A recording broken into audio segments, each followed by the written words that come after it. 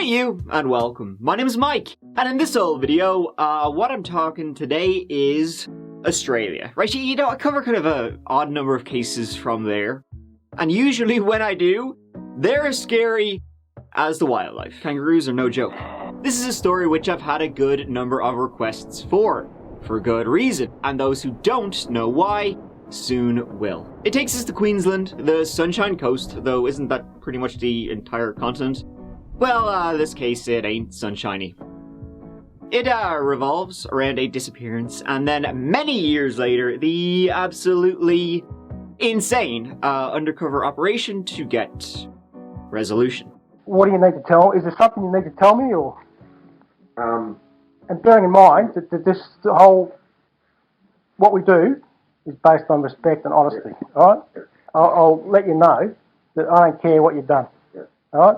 I've got no qualms at all. What they get up to doesn't faze me at all. All I'm looking for is loyalty, respect and honesty. And I'll pay you back as you pay me back.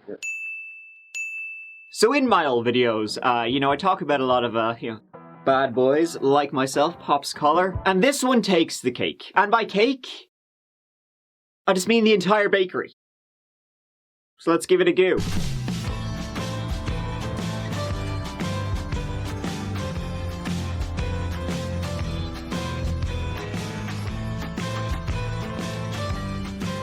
If you were to fly, you know, into this part of Australia, right, you might fly into Brisbane Airport.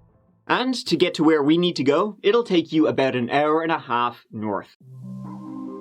Sunny and coast, full of resorts, beautiful nature, beaches, rainforests.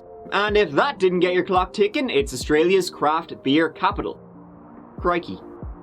Looks pretty good. Better than a kick up the arse. It ranks low in all crime, but ranks high in being frickin' rad. The only problem you'd have living there is everyone else wants to visit, so it gets pretty busy in summer. But other than that, the fine folk, you know, they live a laid-back life of beers, barbecue, and bikinis, if you can believe that. And that is where Daniel Morcombe and his family lived. Daniel was born in December 1989 to parents Bruce and Denise. He had two brothers, Dean the older, Brad, actually Daniel's twin in fact. The Morcombes began living in the Sunshine Coast area, settling in palm woods, in the bucolic hinterland, on a small rural property in the Bushmite. He attended the nearby Catholic school in Sippy Downs along with his brethren, and growing up what he was MAD about was motocross and his pets, especially a pony. To make a little skadoosh on the side, Daniel and his brothers would pick passion fruit on a neighbour's farm. That was the Paxton family, and 13-year-old Daniel, in early December 2003, was thought of as a normal kid. The quiet and reserved kind, you know, but a nice guy. He didn't cause trouble and got on with everyone, and was a much-loved member of the Morcombes. And that really takes us to Sunday, the 7th of December 2003. December, middle of the summer in Australia, a damn hot time of the year on the Sunshine Coast, wet too. Tends to rain in Queensland in December 2/3 of the month. On the 7th of December, you know, the summer holidays were fast approaching. Daniel himself, he would actually be turning 14 in 2 weeks' time. But that morning, that Sunday morning, Daniel and his brothers were picking away the passion on the Paxtons. They lived not too far away, and were due to start picking at 6:30 a.m, but the rain kept them till 7:30. This actually had the knock-on effect of their parents, Bruce and Denise, not being around. See, Bruce and Denise were going into a work Christmas do in Brisbane, and the kids were supposed to join them, but because they started later, on picking away on the farm later, they couldn't. Anywho, the lads picked away. Dean, the older, he finished up before his younger twin brothers, and Daniel and Brad arrived home at 9:45 a.m, paid the kingly sum of 90 of your Australian dollary dues. So the boys were home alone. I mean, the youngest, you know, Daniel and Brad, they were 13 years old, so they'd be fine. So fine, in fact, that Daniel, he wanted to buy, you know, Christmas was fast approaching. So at 1 p.m, Daniel left his house to get a bus to the nearby shopping mall to do some Christmas, get some Christmas presents. He walked to the Nambour Connection Road. See, there was an overpass on that road, and underneath was where Daniel got the bus from time to time. It wasn't an official bus stop, but the drivers, they stopped, not a bother. Except this day.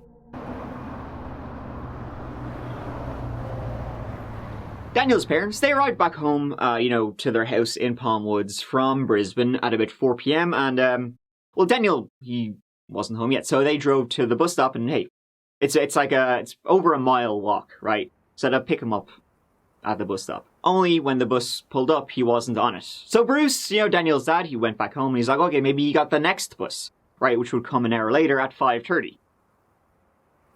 He went again at 5:30. Daniel wasn't on that bus either. And that was the last bus. He drove then to the shopping centre. Nope. The next stop was to Maroochydore, I'm sure I butchered that, police station, right beside the mall at 7:30 p.m. Bruce and Denise, they went to the police and were like, yeah, our son went to the shopping mall and now he's disappeared. He hasn't come home. Yeah, the police took the usual little details, description. Right, maybe he ORUNNOFT'd. How was he? What was his mental state?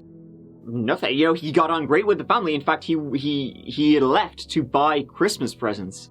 He wouldn't have run away, and he would have called if he was running late. That sort of scale. And so, the police, they were, hey, let's be grand, right? He's probably just off with his mates. He'll show up. Yeah, he's running late, lost track of time. He'll turn up, it's fine. Don't be stressing, he'll turn up. No, he won't, because Bruce and Denise had already called all of Daniel's friends and he wasn't with them. So it was at this point that Bruce and Denise were kind of, you're not really taking this that seriously. Come on. But, there was sweet F all to do until the following morning when the police station opened at 8 a.m. and then they could, make an official missing persons report. And then that's when, the lines of inquiry, as they say, opened. A sergeant was quickly able to determine that Daniel had in fact been seen at that bus stop, waiting for the bus to go to the shopping mall, under the bridge at around 2 p.m. He had been standing there, and there had been an older man with him. Parts of this story will make your stomach turn like you just drank a glass of spoiled milk, but how it started was really through a series of unlucky and unfortunate events. Daniel left his house at 1 p.m. The bus stop was about a mile away, so he was planning on getting the 1:30 p.m. bus, right? Daniel was standing there alone, but not for long. The regular bus had broken down, and the replacement bus was behind schedule, so it didn't stop at that unofficial bus stop.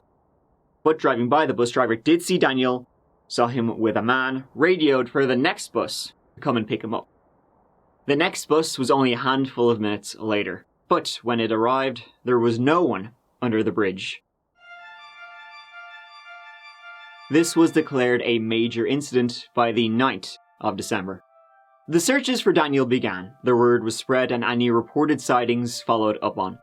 Door knocks, water searches, any forensics left behind, examined. A week later, a mannequin was placed where he was last seen and all drivers had the screws put to them. All local sex offenders questioned.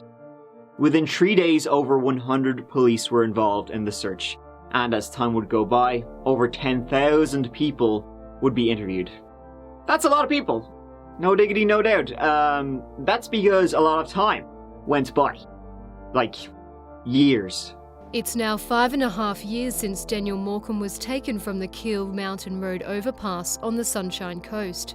1 year after Daniel's disappearance, a memorial was held. 1,000 people attended.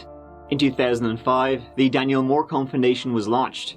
In 2008, $1 million offered for new information relating to the disappearance. But the police were no closer to finding him. But suspects, they had. One was a guy named Brett Cowan. He said he had even been driving that road that day. Had been to get some devil's lettuce, but they didn't. The police, they didn't have anything on him. Brett, can you just state your full name, thanks? Brett Peter Cowan. What's your date of birth, Brett? 18/9/69. Brett, as I explained to you, we're currently investigating the disappearance of a young boy called Daniel Morcombe. He was abducted from the side of the Namble Connection Road on the 7th of the 12th, 2003. You clear on what I want to talk to you about? If you had abducted Daniel, would you tell me? Probably not. All right. No worries. We'll terminate the interview at 4:09. Another was a Douglas Jackway, a pedo who'd only been out a month before Daniel vanished. A vehicle similar to his was seen in the area.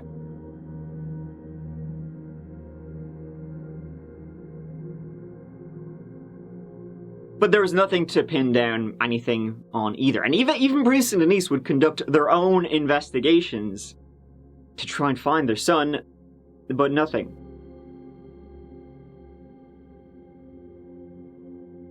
It was then in 2011 that Bruce and Denise, they called for an inquest into their son's disappearance. You know, have a big hearing, have witnesses give evidence, basically laid out on the table. You know, to see where, if anything had gone wrong, where it had gone wrong.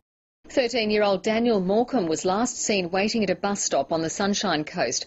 7 years after he disappeared, his father has told an inquest police initially didn't appear to take the matter seriously. The family searched the area themselves but found nothing. Now they're hoping they'll finally get some answers. For 7 years, Bruce Morcombe and his family have carried the uncertainty of Daniel's disappearance. Morcombe's grief is still raw. In the days ahead, they'll hear theories as to how he was abducted and most likely murdered. More than 35 people of interest will give evidence, including known sex offenders. The inquest took a sudden turn when Bruce Morcombe testified he was unhappy with police. When he reported his son missing, 24 hours passed before police acted. Righto, and one of the witnesses called was P7. And that was Brett Cowan. Convicted paedophile who twice drove past the site on the day Daniel Morcombe was abducted says he had nothing to do with the teenager's disappearance. The man, known as P7, is the last person of interest to give evidence at the coronial inquest. P7 has a history of sexual offences against boys dating back to his teens. He was also jailed for molesting 2 young boys in separate daylight attacks in Queensland and the Northern Territory. He gives everybody in the courtroom the shivers. I'm really scared, actually. He was flying in all the way from Perth, where he lived at the time. Now, Brett couldn't give two shits about keeping any sort of cohesion to the stories he had told, you know. Witnesses who were supposed to alibi him. Maybe they didn't have a fucking clue what he was talking about. Maybe he said he was going to buy weed, and his drug dealers were out of town at the time. Plot holes would be the word. He said some disgusting shite, and he had a disgusting history, but he denied having seen Daniel, having talked to him that day. On the 1st of April, Brett finished up giving evidence at the inquest and boarded a Qantas flight back home to Perth. On that plane, Brett sat down, had a little drinky drink, and he was sitting next to a guy named Joe Emery. They had never met each other before, just happened to be sitting beside each other, and they shot the shit over a few brews, you know what I mean? This Joe Emery, he was moving to Perth. He had never been there before, and he needed to buy a car. And in fact, the very next day, Brett helped Joe buy a car. Brett showed Joe around town. A Brett who was just gosh darn down on his luck, you guys. He just lost his job. He was skinned. So, new best mate Joe says, well, here, listen. Got something to tell you. If you don't mind getting your hands dirty, might have a bit of work for you. And so Joe introduced Brett to another friend. A guy named Paul Fitzsimons. Fitzy. So they started doing some work together, like Sopranos style work together. Transported illegal goods, did some debt collection, blackmail, stole illegal cigarettes, sold illegal guns. Brett was now part of a little gang, and the money was good, and Brett was happy. Turned out joining the Aussie Sopranos or something, he just wanted to be Chopper this whole time. I'll give you 20 seconds to produce some cash, or I'll fucking shoot you. He was living large in Perth. Now, who is this Brett, dickhead? Brett Cowan was born with a chronic case of Manson-Lamps in the year 1969, growing up in Western Australia. He is a third and was the third of 4 boys, growing up in a strict house. He had an army dad, and the family eventually moved to Brisbane. It seems growing up he played both the bully and the bullied in school, an education he didn't cross the finish line in. He was a problem and he never grew out of it. He would steal from his mother and it escalated from there. Stealing, drugs, petty crime, he molested children in the local swimming pool as a teen, with him getting written up with his first conviction at 17 years old.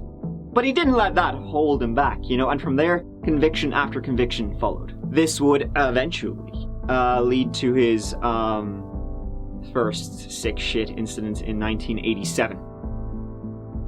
That year, he was doing community service at a park in the city of Brisbane. Shoveling shit, I don't know. Brett, he was 18 at the time, and it seems he got talking to some of the kids who were playing nearby. One thing led to another, and Brett took a 7-year-old boy into the public toilets in the park, and Brett, he was arrested shortly afterwards and would serve a whole 1 year, if you can believe that. In 1993, while living in a trailer park in Darwin, he did the same to a 6-year-old boy, leaving him in the trunk of an abandoned, burnt-out car.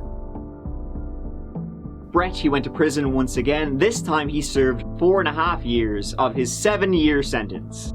Whoop-de-doo. After he moved to the Sunshine Coast, moved in with family, and found Jesus, so it's kind of all gravy then. That old get-out-of-jail-free card. He also found a pretty funny fashion sense.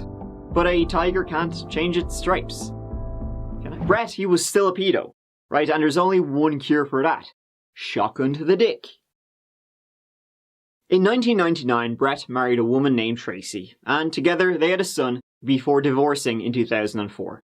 So, he was in the Sunshine Coast area in December 2003.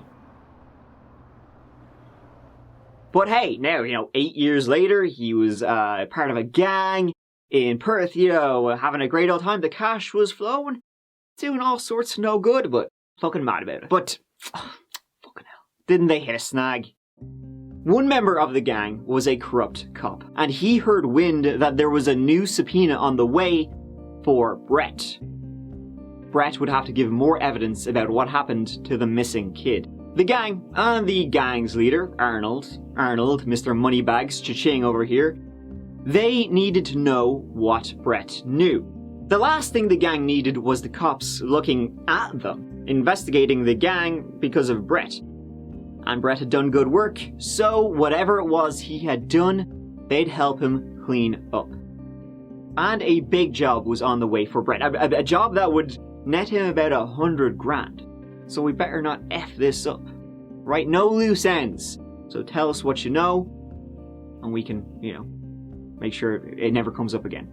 And so Brett opened his gob. How you going, bud? What's been happening? Listen, I'm hearing through Jeff, through Paul, that you're doing some good stuff. I suppose I just have to, make sure that you're happy doing what you're doing, that there's no issues there, because as you know, there's things are moving. Yes. You got no problems? You're happy? No one's forcing you to do anything you don't want to do? No, I'm quite enjoying it actually. Okay, that's good. As this thing's progressing, this big job that we're looking at, a couple of things that have come up that we need to talk about. Yep. All I'm looking for is loyalty, respect and honesty. Yep. And I'll pay you back as you pay me back. Yep. I was living in the area in 2003 when Daniel Morcombe went missing, and so I've been interviewed and I was hounded for ages about that. I can guarantee I had nothing to do with Daniel Morcombe's disappearance. Because ultimately, if the heat's on you, then the heat's on Paul, the heat's on Jeff, and the heat's on me. And I can't afford for that to happen, all right? I'm told you've done the Daniel Morcombe murder. Yep. I'm told that it's dead set that you're the one who's done it. Yep. And like I said, that doesn't bother me at all. I can sort this for you. So you saying to me, look, I had nothing to do with it, that's not what I'm being told. Yep. I'm told, there is a subpoena coming for you. So what do I need to fix? Yeah, okay. No. Yeah, I do. lead me through the whole fucking thing, how it happened, from where to go, and then I'll think about things that we need to sort and fix. Now you're probably wondering why this is being filmed. Well, it's all thanks to Mr. Big. Mr. Big is something we've actually seen before in a Canadian story, which I did not too long ago. It's a sting operation. You know, you see in a lot of movies and TV shows, an undercover cop will join the mafia or a biker gang. They'll join a gang in hopes of getting a confession or evidence, whatever. Well, a Mr. Big operation is essentially that flipped. What if you got the perp, the person you're looking to get shit on? What if you got him to join your gang? Only your gang was completely made up of undercover police. Because that's what Brett did. And had been a member of a undercover cop gang for about 5 months. He eventually led the undercover cops to Daniel's remains, under the pretense that, oh, maybe Brett left some evidence behind. There were police officers waiting in the bushes, and he was arrested. Police! Stay there, Brett. Stay there, mate. Stay where you are. Stay where you are. Stay where you are. Police. Stay where you are. Brett Cowan, Steve Blanchard, Detective Senior Sergeant from the Homicide Unit in Brisbane, and you know Ross Hutton. Is that correct? From Sunshine Coast CLB. No, I don't know him. You don't know him? No. Okay. Brett, we're here to, we're investigating the abduction and murder of Daniel Morcombe. Yep. Okay. You're aware that you've been spoken to before in relation to that? Mm-hmm. Yep. Okay. What I have to tell you is that you don't have to speak to us today. Okay. Yep. You have the right to remain silent. Yep. You don't have to answer any question or make any statement. Yep. Do you understand that? Yep. I'm under arrest, am I? Not at this time. If you're happy to remain with us and speak with us in relation to this matter. No, you just can arrest me. All right, you're under arrest for the murder of Daniel Morcombe. Yep, cool. I'm under arrest for Daniel Morcombe's murder.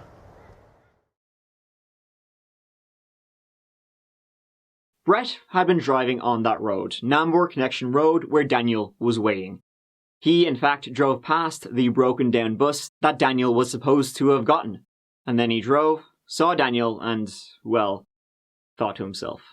He pulled off at the next exit, doubled back to a car park nearby, left the car, and walked to the bus stop. Whatever way he managed to get Daniel into his car, you know, under the pretense that he was going to drive Daniel to give him a lift to the shopping centre. Only instead he drove him to an abandoned building way out in the bush. Brett would say that he simply panicked and strangled Daniel. Never got to molest him or anything like that. He panicked and I panicked and grabbed him around the throat and before I knew he was dead. That's not what the evidence showed, and not what he said to the undercover cop, Fitzy, before. He said he took Daniel to an abandoned building, had some, quote, man fun, unquote, and then, well, no witnesses. So he killed Daniel Morcombe.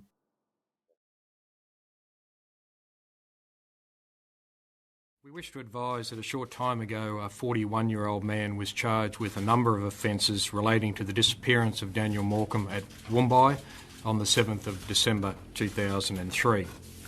The charges preferred are murder, deprivation of liberty, child stealing, indecent treatment of a child under 16, and interfering with a corpse. Police investigating the murder of Daniel Morcombe say their search of bushland on the Sunshine Coast could continue for weeks. Searching for the remains of Daniel Morcombe has resumed at Beerwar. Bad weather has kept police and SES away since Monday. More bones have been found at the site where authorities have been searching for Daniel Morcombe's remains on the Sunshine Coast. The latest discovery is just part of an ongoing wait for the Morcombes to bury their son with dignity. At the end of the day, if bones are found, they still have to be forensically tested. It's not as though that it's something that we can hold and prepare a funeral for. That is still many months away. The bones and shoes will be forensically tested, and it could take several weeks to determine whether they belong to the missing teenager. Police today confirmed what everyone had feared. Bones found at a search site on the Sunshine Coast belong to missing teenager Daniel Morcombe, who Thankfully, Daniel had finally been found and returned to his family. Brett Cowan went on trial in February 2014. He pleaded not guilty. He was found guilty on all charges 1 month later. He was sentenced to life in prison with a minimum non-parole period of 20 years. And so ends the story, the disappearance of Daniel Morcombe. Pretty tragic, pretty disturbing, pretty horrific, whatever adjective you want to throw in there. It's all of them. But Brett McCowan was an unbelievable monster. It's pretty satisfying, though, that he thought he was, hot shit as a gang member, and it turned out he was just shit. Gotta applaud the undercover cops there. Must have been sickening. But, ladies and gentlemen, they got him. His parents went through what can only be described as hell for almost 10 years. But Daniel's memory lives on in the Daniel Morcombe Foundation. And one more thing is that Brady over here, he had a pretty tough time in prison, if you can believe that. In 2017, he had boiling water poured over him by another inmate. I'm not advocating violence, over here, but I mean, I think we can let that one slide.